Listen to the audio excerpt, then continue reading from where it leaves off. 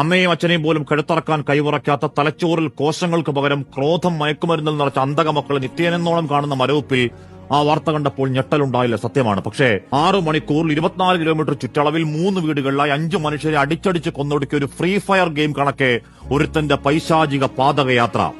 അല്ലെങ്കിൽ തന്നെ അർബുദ പടർച്ചയിൽ റേഡിയേഷൻ ചികിത്സയിൽ ആകെ ദുർബലപ്പെട്ട അമ്മയെ ഷാളിൽ കറക്കി താഴെ തറയിലടിച്ചു തുടങ്ങിയതാണ് ആ കൊലവറി.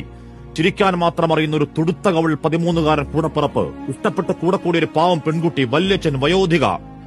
ഒരു പകൽപ്പാതി അത്രയും അവൻ കൊന്നൊടുക്കിയത് കൂടത്തിന് നെടുന്നെറ്റിക്കടിച്ചാണ്. ആ ചിതറിയ തലയോട്ടികൾ പറയുന്നുണ്ട് ബ്രൂട്ടാലിറ്റിയുടെ പരമാവധി.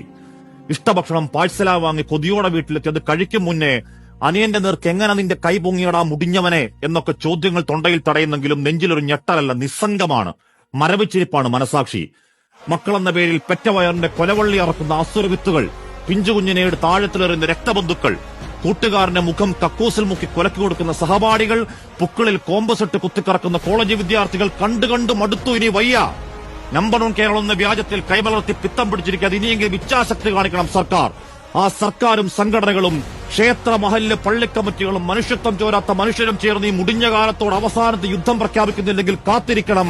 കേരളം സൈക്കോകൾ മരണം നൃത്തമാടുന്ന നാശകാലം ചാവുദിനങ്ങൾ.